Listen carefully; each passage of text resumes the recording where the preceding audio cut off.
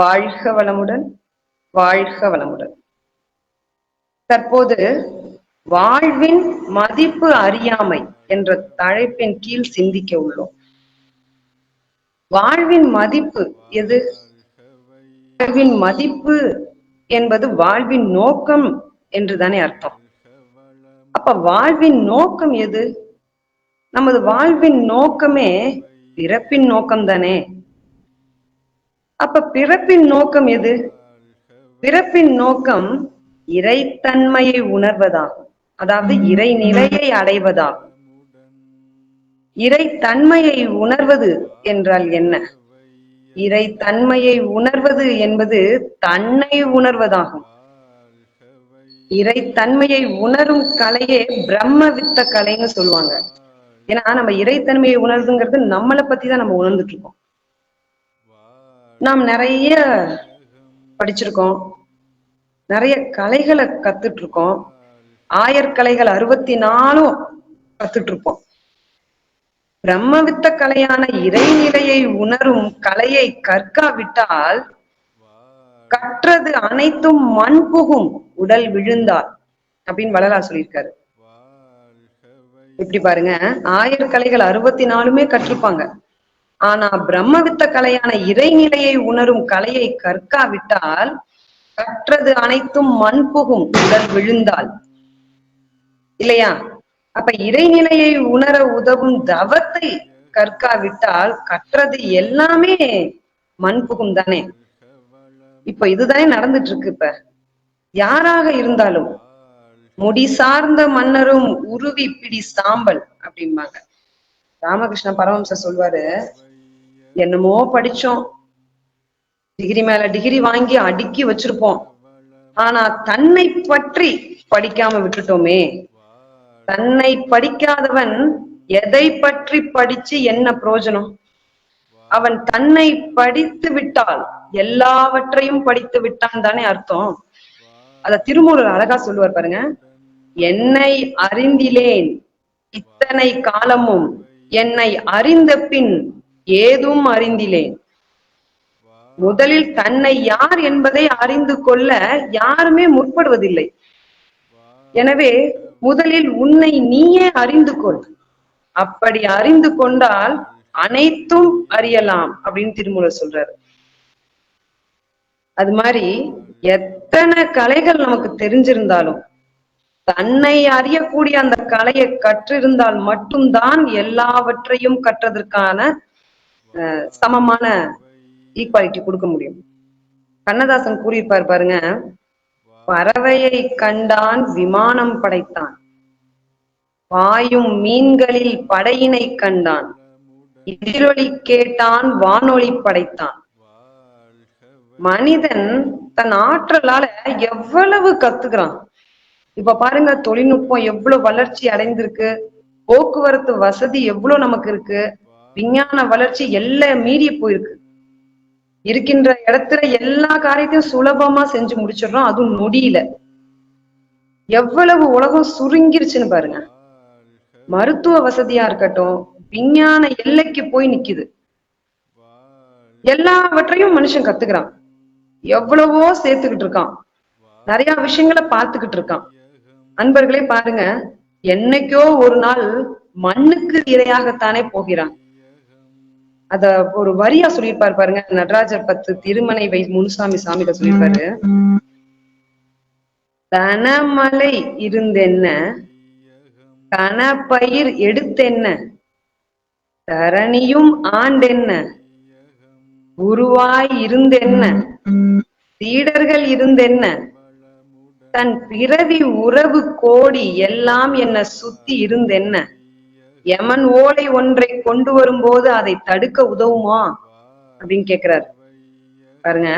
தனமலை இருந்தென்ன கனப்பயிர் எடுத்தென்ன தரணியும் ஆண்டென்ன குருவாய் இருந்தென்ன சீடர்கள் இருந்தென்ன தன் பிறவி உறவு கோடி எல்லாம் என்ன சுத்தி இருந்து என்ன யமன் ஓலை ஒன்றை கொண்டு வரும்போது அதை தடுக்க உதவுமா அப்படின்னு சொல்றாங்க. சிந்திக்க வைக்கக்கூடிய வரிகள் பாருங்க. என்ன கற்றுக்கொண்டாலும், என்ன செயல் செய்தாலும் விண்ணையே நம்ம தொட்டுட்டு வந்தாலும் இறுதியில மண்ணுக்கு தானே இரையாக போகுது. அப்போ அதை கடந்த ஒரு நிலையை அவன் அடைந்தால் தானே அது ஒரு பெரிய கலைன்னு நம்ம சொல்ல முடியும். அப்ப மரணத்தையே வெல்லக்கூடிய வித்தை தானே பெரிய வித்தையா இருக்கும். அந்த மரணத்தை வெல்ல வேண்டும் என்றால் மரணமில்லா ஒருவனை என்றுமே நிலைத்து இருக்கக்கூடிய நிரந்தரமாக இருக்கக்கூடிய ஒன்றை தான் பற்றி கொள்ள வேண்டும். நாம் அந்த நிரந்தரமான மெய்ப்பொருளை பற்றுக்கோடாக பிடித்து கொள்வதற்குத்தான் இந்த வாழ்க்கையினுடைய நோக்கம். அப்படி நோக்கம் தெரிஞ்சிருச்சுன்னா நம்மளுடைய பாதையும் பயணமும் அதை நோக்கிதானே போகும். அதை கத்துக்கிறதுல தானே நம்முடைய முடிவான இலக்கம் இருக்க முடியும் இல்லையா? இப்போ பெற்றோர்கள் பிள்ளைகளுக்கு எவ்வளவோ சொல்லி கொடுத்துட்டு இருக்கிறோம். இதப்படி அதைப்படி, இதை தெரிஞ்சுக்க, அதை தெரிஞ்சுக்க, இந்த கிளாஸ் போ, அந்த கிளாஸ் போ. ஆனா இறைநிலையை உணர்வதற்கான அறிவை வளர்ப்பதற்கு ஒரு முயற்சி நம்ம எடுத்துக்கிறோமா? இல்ல அதை கொடுத்துருக்கோமா? அந்த முயற்சி தானே எவ்வளவு பெரிய பெரும் முயற்சி. அத விளக்கக்கூடிய அளவுக்கு ஒரு அற்புதமான கவி பாருங்க. வித்தை என்றால் பிரம்ம வித்தை உயர்வதாகும், வேதாந்தம் பேசுவதால் கிட்டிடாது.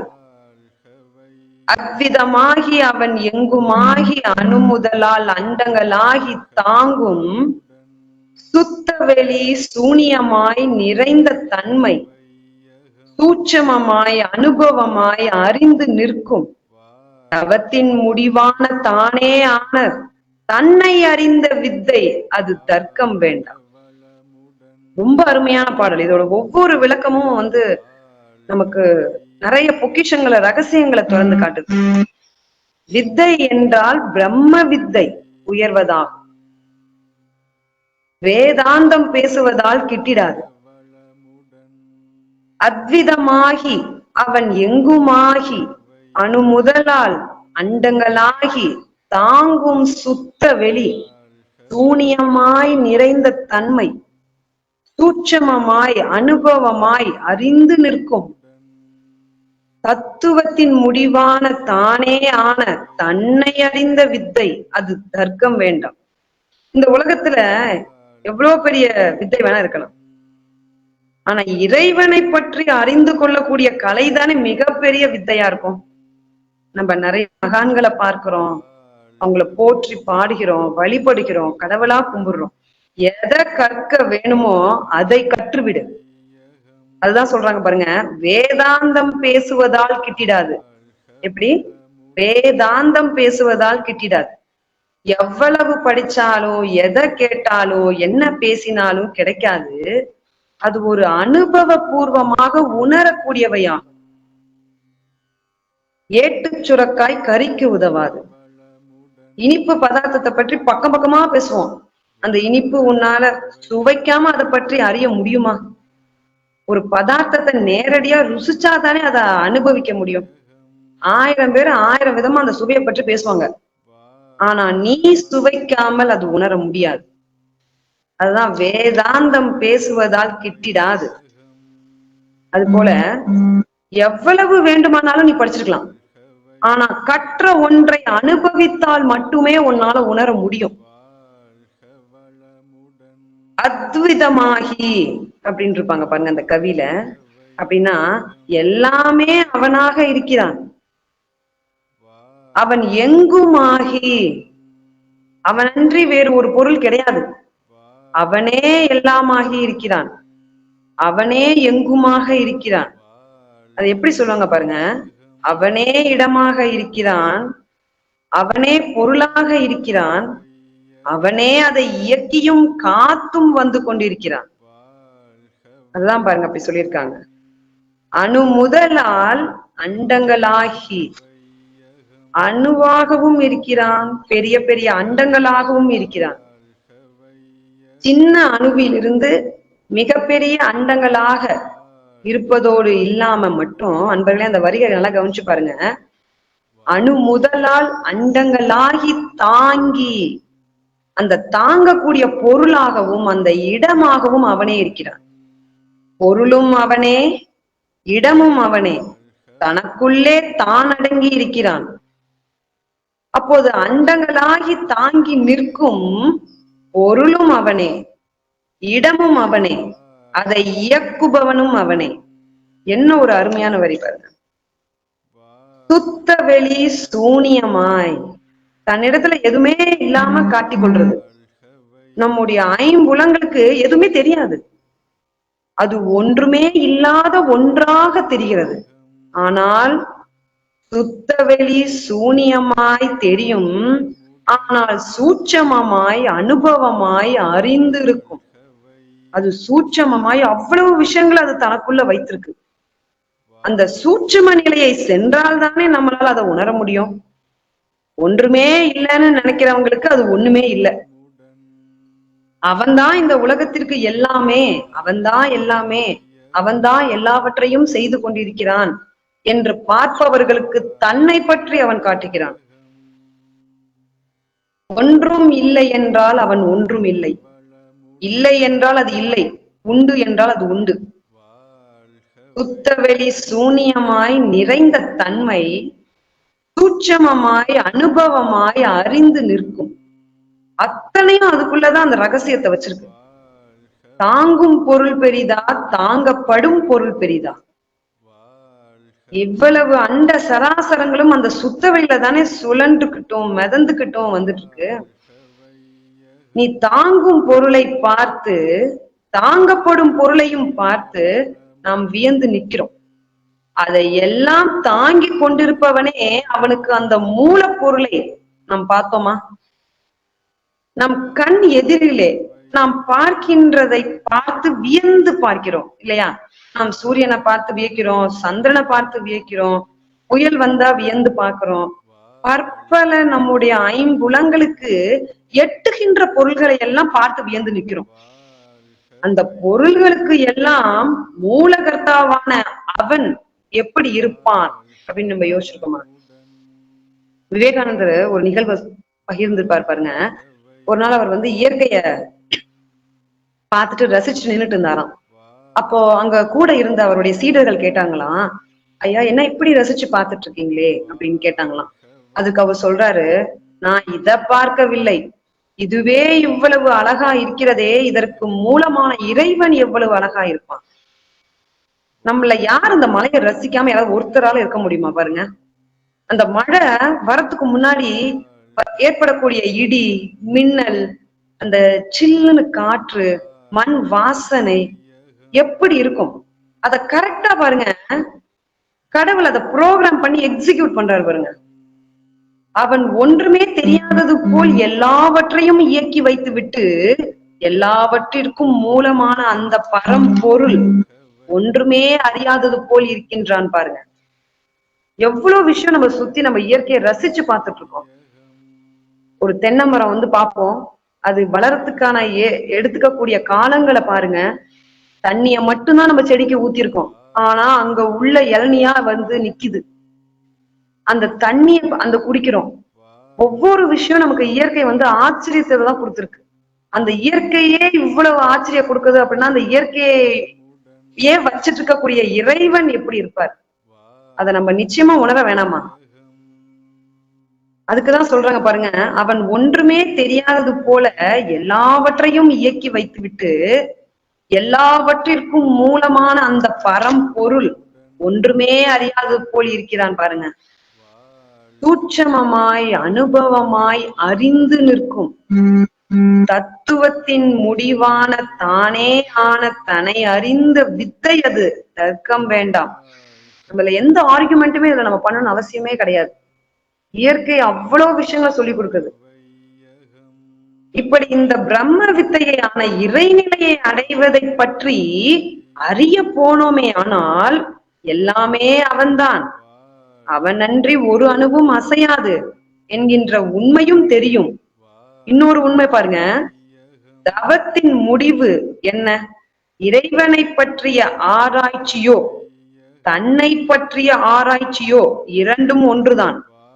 நீங்கள் உங்களுக்குள் மூழ்கி செல்லும் போதோ அல்லது இறைவனை பற்றிய ஆராய்ச்சியில் மூழ்கி செல்லும் போதோ அந்த தத்துவத்தினுடைய முடிவு என்னன்னா, அவனேதான் நானாக வந்திருக்கிறான். தானே ஆன அந்த பரம்பொருளே நானாக வந்திருக்கிறது, எல்லாமாகவும் இருக்கிறது. அவனன்றி வேறு ஒன்றும் இல்லை. தானே ஆன அவனே நானாக வந்திருக்கிறான். தன்னை அறிந்த வித்தை இறைவனை அறிவதற்கு போக வேண்டிய நாம நம்மை பற்றி தெரிந்து கொள்கிறோம். கடவுளை அறிய போகிறோம், ஆனால் முடிவு என்னவென்றால் நம்மை பற்றி நாமே அறிந்து கொள்கிறோம். தேடுகின்ற பொருள் நான் என்பதை அறிந்து கொள்கிறேன். நீங்கள் உங்களுக்கு உள்ள தான் கடவுள் இருக்கிறார். கடவுளை அறிவதற்கான கலைக்கு போனோம் என்றால் நீங்களே உங்களை பற்றி தெரிந்து கொள்கிறீர்கள். கடவுள் யார் என்று கேட்டாலும் நான் யார் என்று கேட்டாலும் இரு வினாக்களை எழுப்பி சென்றீர்களே ஆனால் வருகின்ற விடை ஒன்றே ஒண்ணுதான். அது யாரு? நாம். கடவுள் யார்? நான். நான் யார்? கடவுள். அப்ப யார் நம்ம? நான் கடவுள். நான் கடவுள் என்று தெரிந்து கொள்ளும் பொழுது என்ன வரும் பாத்தீங்கன்னா, எதிரில இருப்பது எல்லாமே கடவுளாத்தான் தெரியும். இது கர்வத்தை உண்டாக்கக்கூடியதல்ல, அன்பும் கருணையும் ஊற்றெடுக்கக்கூடியது. எல்லா உயிர்களிலும் இறைவனை காணலாம், எல்லா தோற்ற பொருள்களிலும் கடவுளை காட்சியாக காண்பார். இதுதான் உண்மை. இதை உணர்ந்து விட்டோம் என்றால் அன்பும் கருணையும் மேலோங்கி இவ்வுலகில் நிலவும் இந்த 6 தீய குணங்கள், பஞ்சமகா பாதங்கள் எதுவுமே இருக்க முடியாது இல்லையா? அப்போ எல்லா பிரச்சனைக்கும் பாவங்களுக்கும் தீர்வு இந்த தன்னிலை உணர்வது தானே. அதுதான் மகரிஷி பாருங்க, மனிதனும் இறைவனும்ன்றதுல பாத்தீங்கன்னா சொல்லியிருப்பாரு, மனிதனிடம் கடவுள் தன்மை எல்லாமே இருப்பதோடு கடவுளை அறிந்து கொள்ளும் பெருமையும் இருக்கிறது. நம்மள்ட்ட அந்த தன்மை மட்டும் இல்ல, அந்த தன்மையை உணரக்கூடிய பெருமையும் சேர்ந்துதான் இருக்கு. இத்தகைய பெருமையை அவனிடம் இருக்க அதனை மறந்து தன் உடல் அளவிலே எல்லை கட்டி கொண்டு இருக்கிறான். அதுதான் இப்ப நடந்துட்டு இருக்கு. இந்நிலையிலேயே இருந்து விடுதலை பெற வேண்டுமானால் அவன் தன் உயிரை பற்றிய அறிவு பெற வேண்டும். உயிரின் தன்மை என்ன? அதன் மூலம் என்ன? பரம்பொருளே அதன் எழுச்சி நிலையே உயிராக இருக்கிறது. இன்று இந்த உடலில் உயிர் இருந்தாலும் பரம்பொருளின் தொடர்பு அறுபடாமல் தொடர்ந்து இருந்து கொண்டே உள்ளது. உடலுக்குள் இருக்கும் உயிர் உணர்ச்சியின் அனுபோகத்தில் உடல் வரைக்கும் எல்லை கட்டி கொண்டு இருந்தாலும் தன் முழுமையை உணர்ந்து கொண்டால், தன் மூலத்தையும் வியாபகத்தையும் அறிந்து கொண்டால் எல்லாவற்றிலும் தன்னையே பார்க்கின்ற ஒரு தன்மை வந்து விடுகிறது. அப்ப சிறுமை, பெருமை, தன்முனைப்பு எல்லாம் நீங்கி விடுகின்றன. இந்த நிலையில் பிறரை மதிக்கவும் ஆதரிக்கவும் பரிவு காட்டவும் மேல்நிலைக்கு கொணர்வுமான பொறுப்புணர்ச்சியை பெறுகிறார். அதுதான் மகரிஷி சொல்லிப்பார் பாருங்க, தன் நிலையை உணர்வது இறைநிலையை உணர்வதாகும். அப்போது பிறப்பின் நோக்கம் முழுமை அடையுதுதானே. அப்ப வாழ்வின் தன்மையை விளக்கப்படுகிறது. இந்த இடத்துல மகரிஷி சொல்லுவார் பாருங்க, பரிணாம வளர்ச்சியில் ஏற்படும் மாற்றங்களை எல்லாம் மறந்து விடாமல் மூலத்தை பார்க்க வேண்டும் அப்படின்னு இருப்பாரு. இந்த ஞான வாழ்வுல சொல்லியிருப்பார் பாருங்க, உன்னை நீ யார் என்று தெரிந்து கொள்ள வேண்டுமாயின் அதற்கு எந்த உபகருவியும் பயன்படாது. நீங்க எந்த கருவியை வச்சாலும் நீங்க உன்னை யாருன்னு யாராலையும் சொல்ல முடியாது. நீ உன் உள் ஒடுங்கித்தான் பார்த்தாக வேண்டும். நம்ம உள்ள ஒடுங்கணும். இப்பயிற்சி பகுத்தறிவோடு தொகுத்துணர்வு என்றும் சிறப்பை அளிக்கும். அறிவு விரிந்த நிலையில் ஒவ்வொரு செயலையும் திறமையா செஞ்சு வெற்றி நமக்கு கிடைக்கும்.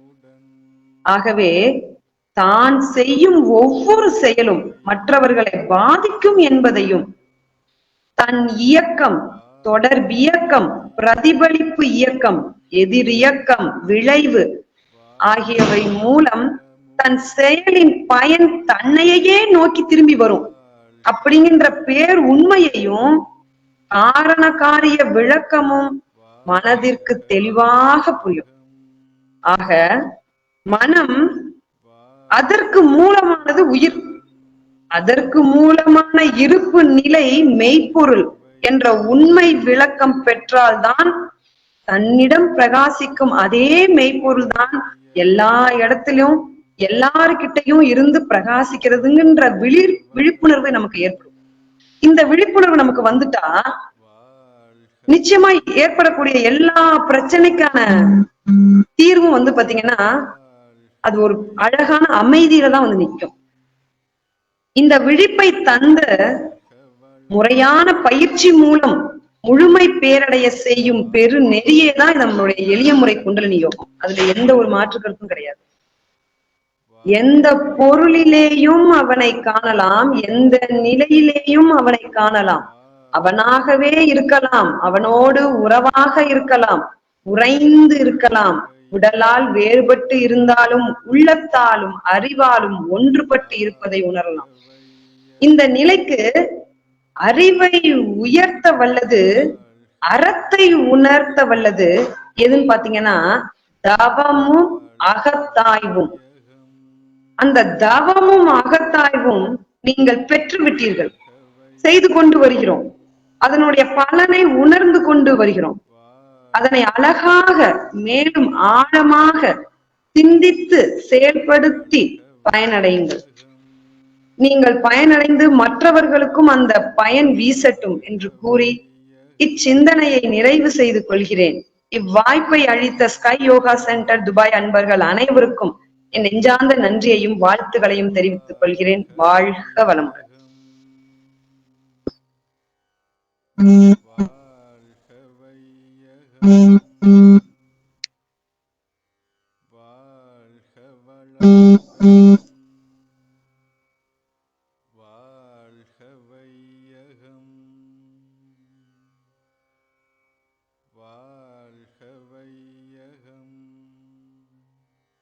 அம்மா வாழ்க வளமுடன். வாழ்க வளமுடன்மா. ரொம்ப அருமையா இருந்தது உங்களுடைய பதிவு. வாழ்க வளமுடன்மா. வாழ்வின் மதிப்பு அறியாமை என்ற தலைப்புல ரொம்ப எப்படி இருக்கணுங்கிறதெல்லாம் ரொம்ப அருமையா சொல்லி கொடுத்திருக்கீங்கம்மா. வாழ்க வளமுடன். வாழ்க வளமுடன்மா. அன்பர்களுக்கு ஏதேனும் கருத்துக்கள் இருந்தா பகிர்ந்து கொள்ளலாம். வாழ்க வளமுடன். அம்மா வாழ்க வளமுடன். அம்மா வாழ்க வளமுடன் ஐயா. வாழ்க வளமுடன் ஆனந்தி அம்மா. நான் சபரீஷ் பேச. அம்மா நீங்க உங்க ஸ்பீச் நல்லா இருந்தது அம்மா. நீங்க அந்த பாடல் சொன்னது அதெல்லாம் எடுத்துக்காட்டு ரொம்ப நல்லா இருந்ததும்மா. மனமார்ந்த நன்றிகள் உங்களுக்கு. அம்மா என்னுடைய ஒரே ஒரு கேள்வி வந்து அறியாமை அப்படின்னா நான் நினைச்சிட்டு இருந்தேன் அறியாமை இக்னோரன்ஸ் தான் அறியாமை.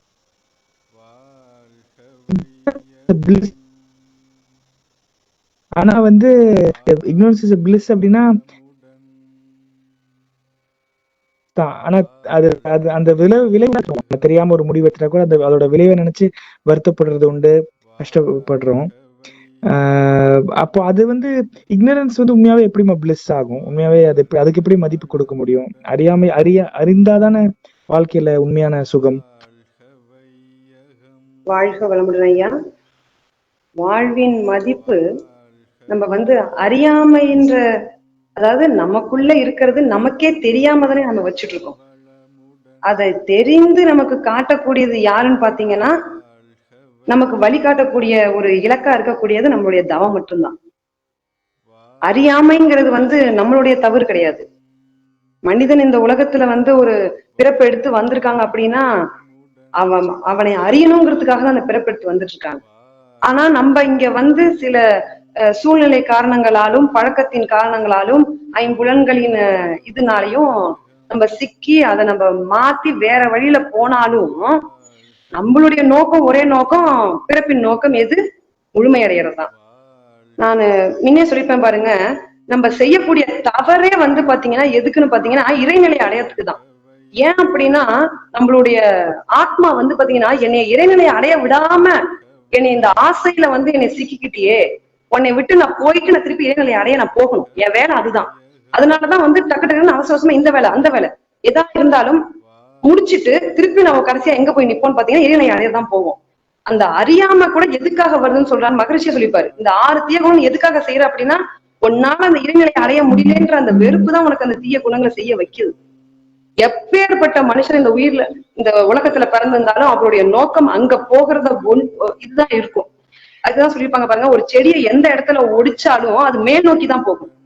நம்ம என்ன காரணத்துக்குனால நம்ம அதை நம்ம திசை திருப்பிச்சுனாலும் நம்மளுடைய செயல், நம்மளுடைய பிறப்பு இறைவனை நோக்கி போறது. ஆனா நம்மளுடைய செயல் அப்படியே உடைஞ்சு போன அந்த செடி மாதிரி பக்கவாட்டுல உடைஞ்சாலுமே திருப்பி நம்மளுடைய எண்ணம் எங்க போகும்? அங்க மேல் நோக்கி தான் போகும். நம்மளுடைய பாவ பிணைகள் பழி அந்த செயல்கள்லாம் என்ன பண்ணும்? நம்மளைய சுத்தி நம்மள அதை செய்ய விடாம பண்ணும். அதோட வெறுப்பு தான் பாத்தீங்கன்னா இந்த நிறைய விஷயங்கள், இந்த இக்னோரன்ஸ் கூட அது ஒன்னாதான் அது இருக்கும்.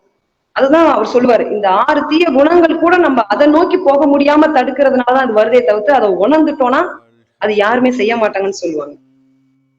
அப்ப அந்த அறியாமைங்கிறது இந்த இடத்துல அதை பொருட்படுத்த முடியாது இல்லையா? உங்களுடைய சந்தேகம் இதுல தீர்வடைந்ததா? ஆமாம்மா, கரெக்டா சொன்னதாம்மா. அந்த அந்த அந்த ட்ரீ பத்தி சொன்னது ரொம்ப நல்லா இருந்ததுமா, அந்த ஓமை. மனமார்ந்த நன்றிகள்ம்மா. வாழ்க வளமுடன். வாழ்க வளமுடன் ஐயா.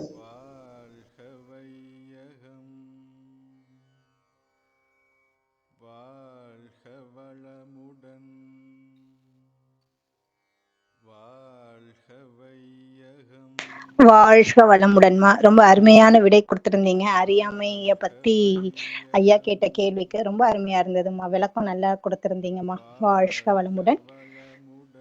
வாழ்க வளமுடன்மா. வாழ்த்துக்கள் கூறி இன்றைய நிகழ்ச்சிகளை நிறைவு செய்து கொள்வோம். அன்பர்கள் அனைவரும் துரிய நிலைக்கு வந்துடலாம்.